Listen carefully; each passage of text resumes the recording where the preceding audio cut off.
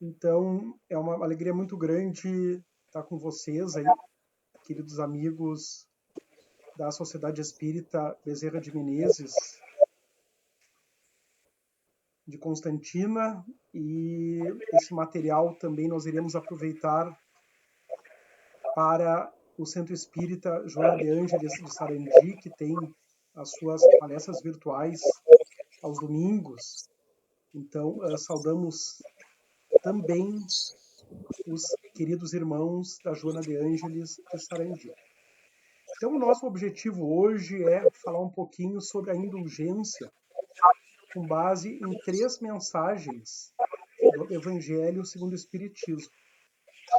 Lá do capítulo 10, né? Estamos agora compartilhando aqui. Bem-aventurados os misericordiosos, que é o capítulo do Evangelho sobre a indulgência, né?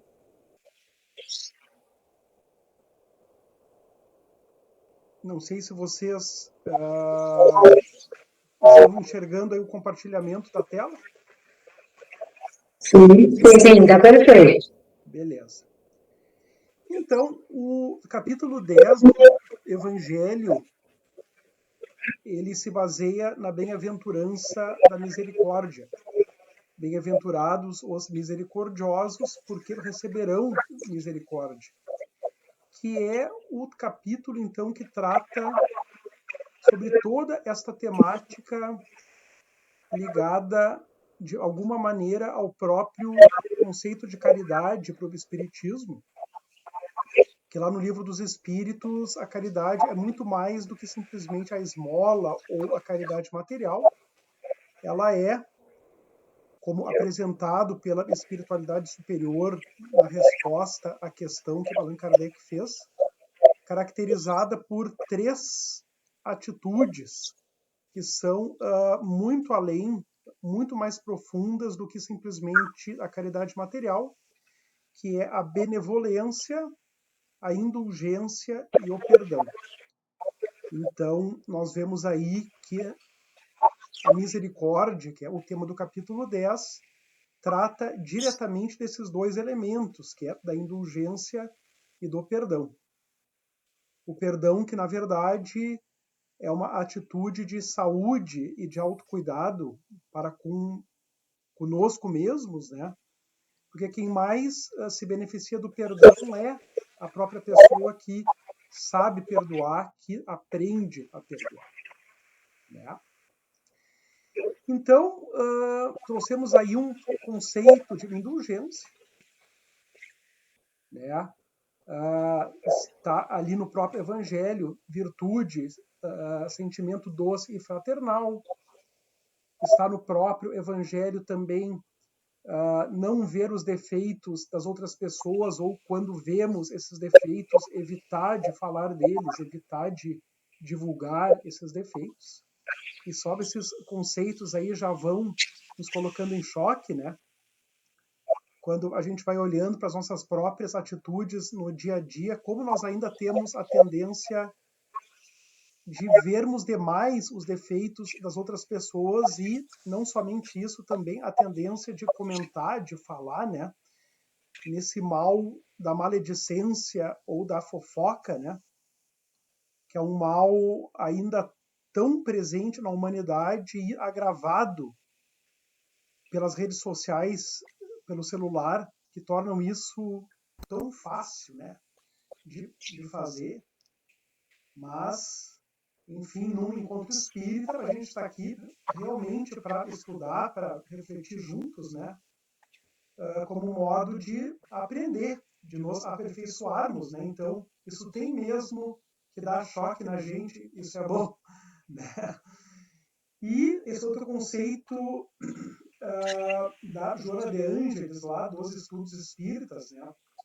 A indulgência, a condescendência em relação às outras pessoas, seja de referência às suas opiniões ou comportamento. Vejam como isso é importante nos dias de hoje, entre tantas brigas, inclusive dentro das famílias, estão acontecendo por opiniões, muitas vezes de menor importância, por motivos mais baixos, motivos políticos, por exemplo, né, há o direito de crer no que aprouver, pautando as suas atitudes nas linhas que lhe pareçam mais compatíveis ao modo de ser, desde que não firam os sentimentos alheios nem atentem contra as regras da dignidade humana.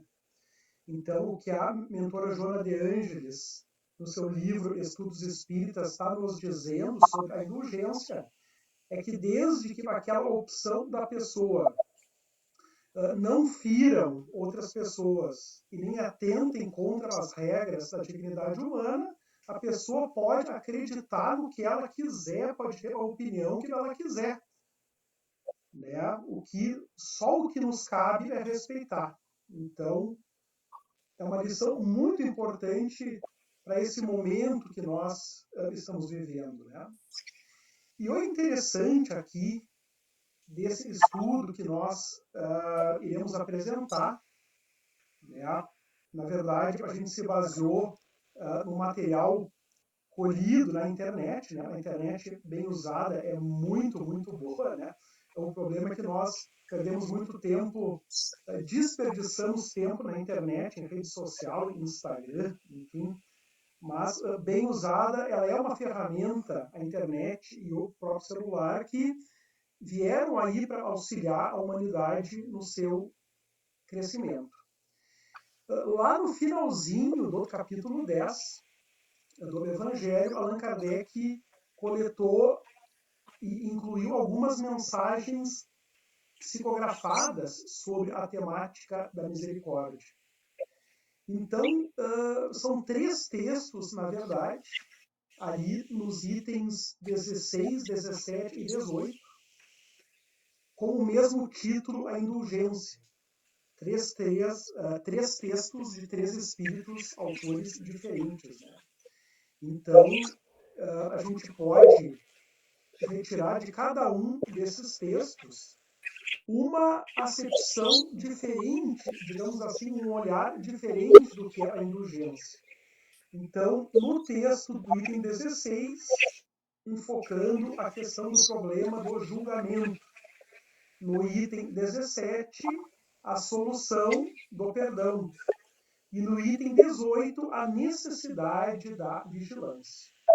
O item 4 é mais um trechinho da Joana de Ângeles que nós vamos ler para concluir a nossa reflexão lá no finalzinho do livro Viver e Amar.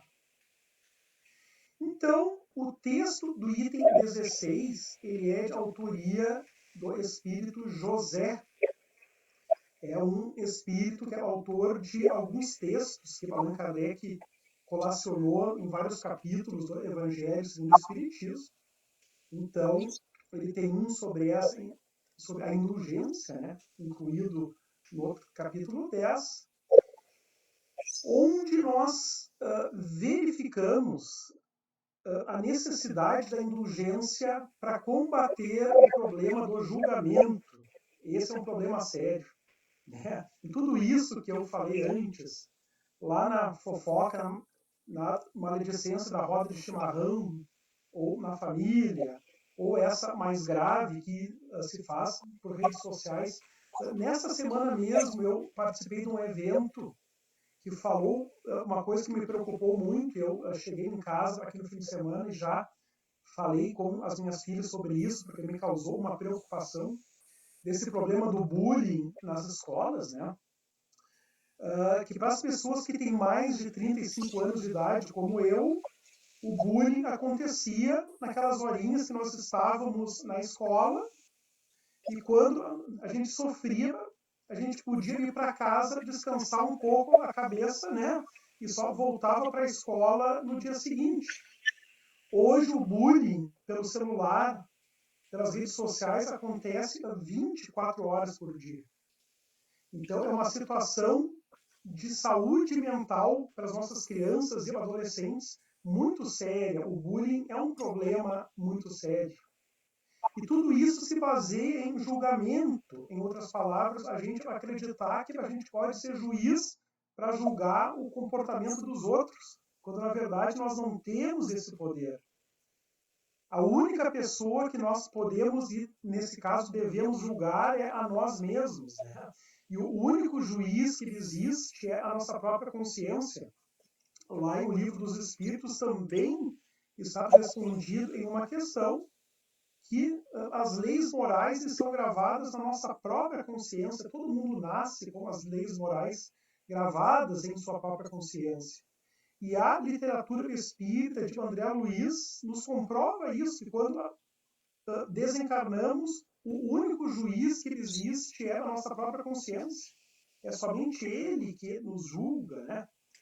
Salvo algumas situações assim, também lá da literatura de André Luiz, em livros como Libertação, né?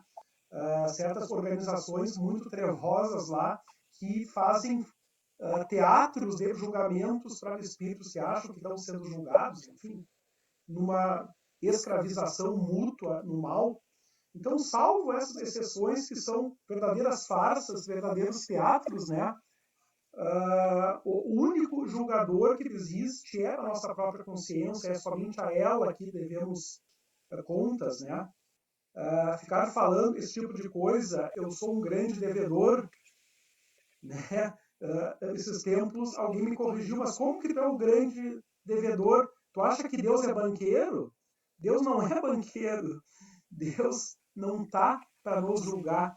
O único conceito de Deus que existe em todo o Novo Testamento está lá no Evangelho de João, quando é dito Deus é amor. É a única definição de Deus que tem lá. E parábolas muito importantes, como a parábola do filho pródigo, e o pai da parábola do filho pródigo é Deus, né? É a comprovação de que Deus é amor incondicional por nós e não nos julga, né? Então, Josepa aqui fala sobre a indulgência como a cura do julgamento, a correção dessa distorção, né? Espíritas, queremos hoje vos falar da indulgência, esse sentimento tão doce, tão fraternal, que todo homem, toda pessoa deve ter para com os seus irmãos, mas que tão poucos praticam. A indulgência não vê os defeitos alheios e, se os vê, evita comentá-los e divulgá-los. Esconde-os, pelo contrário, evitando que se propaguem. E se a malevolência os descobre, sempre tem uma desculpa à mão para os disfarçar, mas uma desculpa plausível, séria, e não daquelas que, fingindo atenuar a falta, a fazem ressaltar com pérfida astúcia. Então, a nossa tendência de julgar é algo que nós sempre precisamos prestar atenção. Na verdade, o convite que a vida nos faz para a reforma íntima é um convite a que estejamos com a nossa consciência sempre presente, 24 horas por dia, onde quer que nós estejamos, nos auto-observando, né? E quando nos tornamos capazes de fazer isso, na horinha, enfim, quando vamos julgar alguém, a nossa consciência já nos avisa, né? Opa, peraí, não é por aí. Vamos mudar esse pensamento. E se eu estou por falar alguma coisa, né, propalar essa maldade, ela me segura também. Então, a importância nesse processo reencarnatório, e é para isso que nós estamos reencarnados, de irmos aprendendo a nos auto-observar o tempo inteiro. E essa indulgência, enfim, contra o julgamento, está ali perfeitamente correspondida no Evangelho de Jesus, ali, nessa passagem de Mateus do capítulo 5º. Por que vedes um largueiro no olho do vosso irmão, vós que não vedes uma trave no vosso olho? Ou, talvez, umas palavras mais atuais, por que enxerga um cisco no olho do teu irmão se tu não enxerga um galho dentro do teu? Ou, como dizeis a vosso irmão, deixai-me tirar um largueiro do vosso olho, vós que tendes uma trave no vosso, hipócritas. Tirai primeiramente a trave do vosso olho, e então vereis como podereis tirar o largueiro do olho do vosso irmão. Né? Na mesma linha que estávamos colocando, o único ser a quem precisamos julgar é a nós mesmos. Julgar a nós mesmos para nos condenar, isso é importante ter em mente. Não, né? Nos condenar, aplicar uma pena para nós mesmos, nos autoflagelar, nos autopunir, não leva a nada, né? Esse autojulgamento é um convite para que a gente olhe para nós mesmos, para com auto-amor, auto-aceitação, auto-cuidado, mudar o que nós temos que mudar dentro da gente, não para nos autopunir, principalmente com culpa, né? A culpa não leva a nada se ela se torna um sentimento que dura mais do que ela precisa durar, porque ela serve só para nos despertar alguma coisa que está errada. Tá? O outro texto é de João, bispo de Bordeaux, que fala, então, numa acepção, num ponto de vista da indulgência enquanto perdão. Perdão, solução. O perdão é a solução. Né? Que solicitais ao Senhor quando lhes pedis perdão? Somente o esquecimento de vossas faltas? Esquecimento de que nada vos deixas, pois que se Deus se contentasse de esquecer as vossas faltas, não vos puniria, mas também não vos recompensaria. A recompensa não pode ser pelo bem que não se fez, e menos ainda pelo mal que se tenha feito, mesmo que esse mal fosse esquecido. E nós destacamos ali, pedindo perdão pelas vossas transgressões, pedindo o favor de sua graça para não cairdes de novo e a força necessária para entrardes numa nova senda, numa senda de submissão e de amor, na qual podereis juntar a reparação ao arrependimento. Tá? Então João era bispo, era outro João. Eu tento não ter nada em mim de bispo, né? Nós espíritas temos que ter muito cuidado com isso, né? Então o João utilizava uma linguagem mais católica daquela época, vejamos, 160 anos atrás, né? Então precisamos ter a noção de uma certa atualização desses conceitos, né? A gente não deve enxergar Deus como uma pessoa, como um velhinho sentado lá no trono do céu. As primeiras questões do Livro dos Espíritos ali que tratam sobre Deus nos mostram isso, né? Deus não perdoa e nem condena. Isso tudo é somente para a nossa própria consciência, né? Então são figuras alegóricas, por assim dizer, que se criaram em muitos séculos a fio, por assim dizer. Né? Então, o importante desse ensinamento de João é o que está sublinhado ali, no sentido de que não tem sentido nós simplesmente pedirmos perdão pelos nossos equívocos se não temos a real intenção de não cometer mais esses equívocos. Né?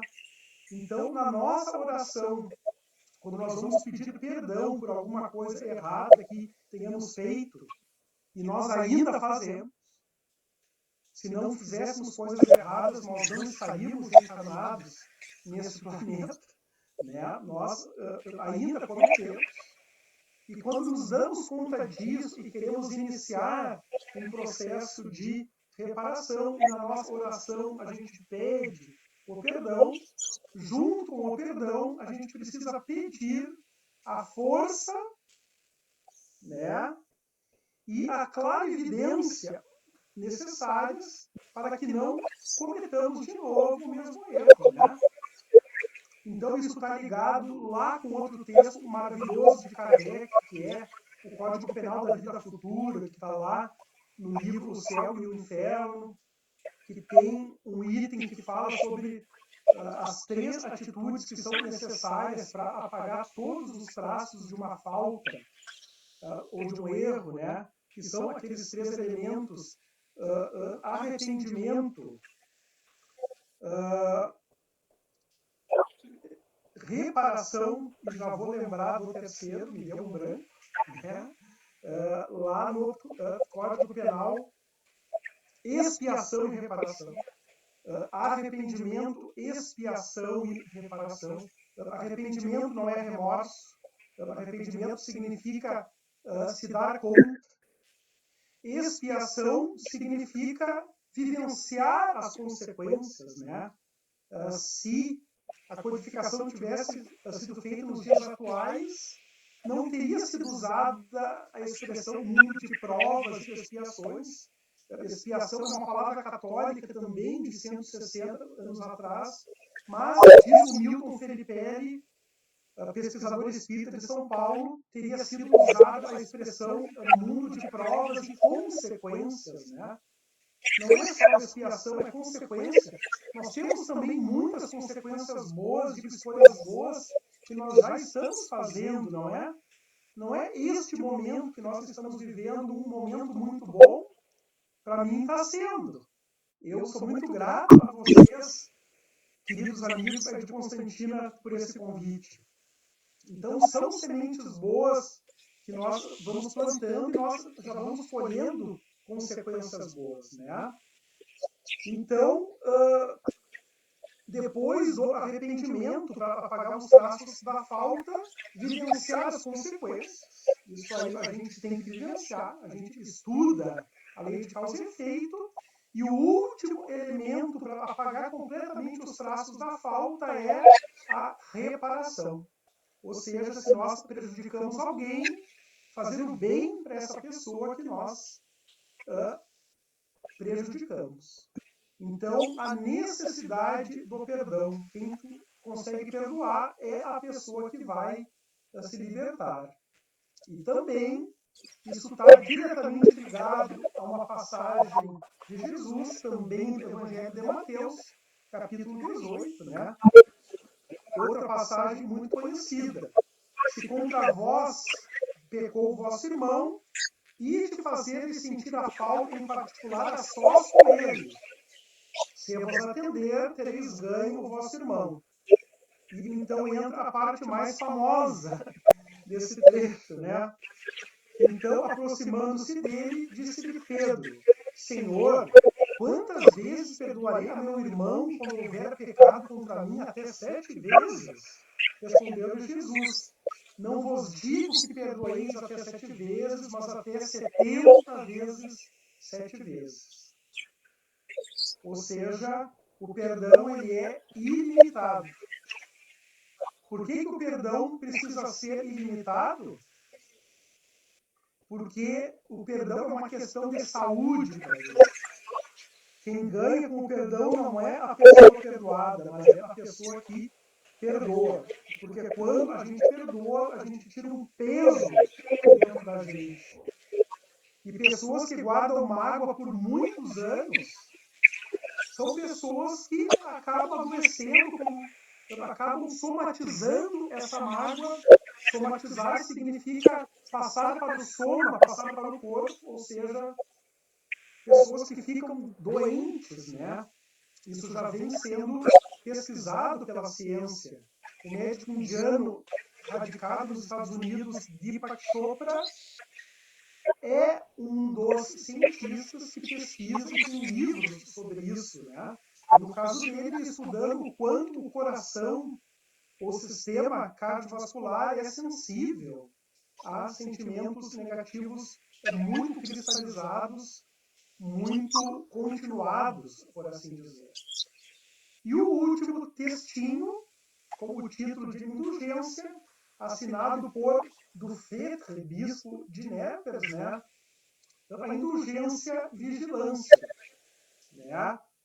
Também na linha do que nós colocamos antes, essa necessidade de nos desenvolvendo a capacidade de estarmos sempre presentes conosco mesmo, nos auto-observando os nossos pensamentos, as nossas palavras, as nossas ações o tempo inteiro, para a gente não incorrer nesse erro de ficar prestando atenção nos defeitos de outras pessoas, julgando e falando mal de outras pessoas, né? Queridos amigos, diz Dufetre, sede severos para vós mesmos e indulgentes para as fraquezas alheias. essa é também uma forma de praticar a santa caridade que bem poucos observam. Todos vós tendes más tendências a vencer, defeitos a corrigir, hábitos a modificar. Todos vós tendes um fardo mais ou menos pesado que manejar para subir ao cume da montanha do progresso. Por que, pois, ser tão clarividentes quando se trata do próximo e tão cegos quando se trata de vós mesmos? Quando deixareis de notar no olho de vosso irmão um argueiro que o fere, sem perceber a trave que vos cega e que vos faz caminhar de queda em queda? Nessa linha de que precisamos ter a vigilância, orar e vigiar, já nos foi dito. Orar para manter o pensamento elevado, vigiar para prestarmos atenção em nós mesmos o tempo inteiro, nos nossos pensamentos, tudo começa ali, nas nossas palavras, nas nossas ações. É dessa maneira que vamos realizando a reforma íntima, objetivo de estarmos matriculados nessa escola chamada reencarnação. E o finalzinho do capítulo é espetacular, que são esses 3 itens, que são 3 perguntas formuladas ao Espírito São Luís, e nas respostas a essas 3 perguntas, que não são o objetivo nosso hoje nos aprofundar nisso, numa das últimas lives de domingo da Joana de Ângeles, presentes eu, o Claudir Cardoso e a Naira Almeida, a querida Naira lá de Passo Fundo, nós fizemos uma somente sobre essas 3 perguntas. Né? Mas a riqueza dessas 3 perguntas é que São Luís simplesmente nos dá um guia dos 3 únicos casos em que nos é conveniente prestar atenção nos defeitos, no mal de outras pessoas. Né? No item 19, quando nós temos o objetivo de fazer, como Jesus disse, né? Como que Jesus recomendou? Aqui mesmo, ó, nessa primeira parte aí dessa passagem tão famosa, né? Se alguém pecou contra ti, vai falar com ele em particular, a sós com ele, né? Se conseguirdes, eles ganham o vosso irmão. Então, se o nosso objetivo é ajudar a pessoa que está errada,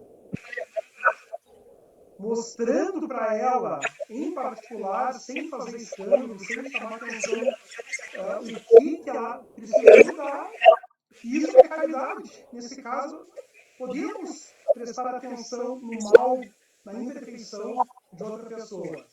No item 20, São Luís nos diz que nós podemos prestar atenção se o nosso objetivo é tentar ver se nós não temos o mesmo defeito, a mesma imperfeição, olhar para o mal da outra pessoa para nos inspirar, para nos corrigir, para ver se nós não merecemos a mesma crítica, e nesse caso, né, trabalhar dentro da gente para a gente deixar de ter aquele defeito.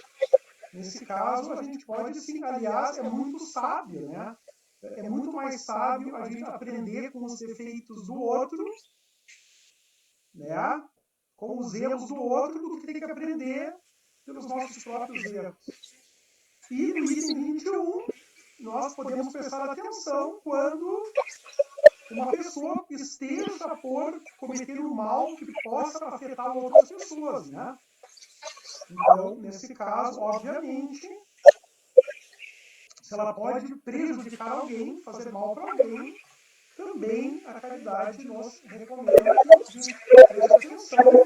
Nesse caso, até tome as providências, fale, né?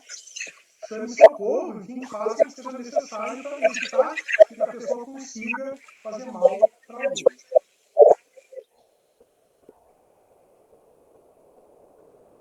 Então, concluímos a nossa reflexão com uma contribuição do espírito Joana de Ângeles, que nós vamos deixar como palavras finais aí da nossa reflexão sobre essa temática da indulgência. A indulgência, diz a mentora, para com as faltas alheias é perfeita compreensão da própria fragilidade a refletir-se no erro de outrem, entendendo que todos necessitam de oportunidades para recuperar-se e facultando-a sem assumir rígido comportamento de censor ou injustificável postura de benfeitor.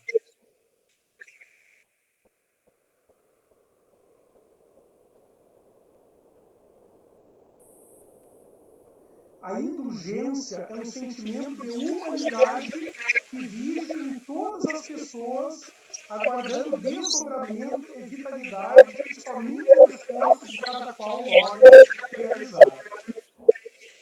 Ou seja, cabe a nós desenvolver, pelos nossos esforços, esse sentimento dentro da gente. É calma e natural, fraterna e gentil, brotando como linfa cristalina ao alcance do sedento. Em outras palavras, faz muito bem para a gente desenvolver a indulgência. O primeiro beneficiado é quem desenvolve. Generosa não guarda qualquer ressentimento, olvidando as ofensas a benefício do próprio agressor. Então, em pleno ano de 2025, com tantas coisas inesperadas acontecendo no mundo, que há 15 anos atrás ninguém suspeitaria que em 2025 estaríamos vivendo assim, um mundo tão diferente, inclusive nas relações internacionais, né? E nas relações internas, com tanta negatividade entre as pessoas a partir, por exemplo, das redes sociais, afetando relacionamentos em famílias, né? A indulgência nunca foi tão necessária e para nós espíritas, mais ainda. É nós que precisamos nos tornar os faróis da indulgência, realmente aprendendo a praticar esse sentimento e, pelo nosso exemplo de indulgência, conseguirmos, dessa forma, multiplicar para com todas as pessoas a quem consigamos frequentar e ter alcance. Então, a nossa reflexão hoje era esta, queridos irmãos, aí de Constantina e também de Sarandi, da Joana, né? Aonde amanhã esse material será divulgado. Então, muita gratidão. Eu faço a prece de encerramento. Pode ser. Então, vamos lá. Então, nesse momento, queridos irmãos, convidamos a todos aqui, fechemos os olhos, elevemos o nosso pensamento ao alto, a Deus, a Jesus, a espiritualidade maior, agradecendo pela oportunidade do dia de hoje, por essa oportunidade de trabalho em que estamos juntos, conectados com as equipes espirituais desses centros espíritas que tanto amamos, onde servimos. Que a mensagem trabalhada possa ser útil a cada um de nós, que os espíritos amigos possam atender a cada um de nós, onde quer que estejamos, os que estão nos seus lares e os que estão fisicamente no Centro Espírita Bezerra de Menezes de Constantina, e que a luz divina possa estar com todos os que não puderam se fazer presentes, especialmente os nossos familiares em nossos lares. E assim, nesse espírito, com profunda gratidão, damos por encerrado o trabalho desta tarde. Que Deus e Jesus estejam conosco, que assim seja. Sim,